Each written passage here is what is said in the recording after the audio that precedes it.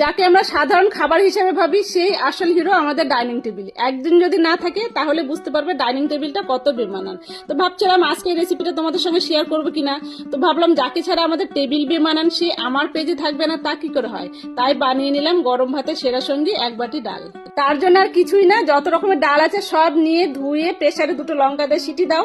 এবার তেল গরম করে তাতে জিরা, তেজপাতা আর শুকনো লঙ্কা ফোড়ন দিয়েছি একটু আদা গ্রেট করে, আর কেটে রাখা পেঁয়াজ, ক্যাপসিকাম আর মটরশুঁটি। ব্যাস এগুলোকে ভালো করে ভাজবে কিন্তু সেদ্ধ করবে না, একটু কাঁচা কাঁচা থাকবে। এই পর্যন্ত এটাকে আমি ভালো করে ভাজবো। তারপর ডালটা যে সেদ্ধ করে রেখেছি, ডালটা আজকে বেশি পাতলা করবে না, ঘন রাখার চেষ্টা করবে। দেখো আমি কতটা ঘন করেছি। এবার আমি ডালটা দিয়ে দেবো ফোড়নে। ডালটা ফোড়ন দেওয়ার সঙ্গে সঙ্গে যদি তোমার ডালটা এরকম টকবক করে ফোটে তাহলে বুঝবে যে তোমার ডালটা আজকে সুপার ডুপার হিট হবে। আমার ডালটা তো তাই হয়েছিল। একটু লবণটা দেখে নেবে, লবণটা কম বেশি। আমার একটু লবণ কম মনে হয়েছিল, আমি আবার একটু লবণ দিয়ে নিলাম। এই ছিল আমার আজকে হেলদি অ্যান্ড টেস্টি মিশানো ডাল। এটাকে তোমরা ডাল দো পেঁয়াজা বলতে পারো, একদম অন্যরকম একটা টেস্ট। কারি পাতা ছিল না জন্য আমি আজকে দিতে পারিনি, তোমরা চাইলে দিতে পারো।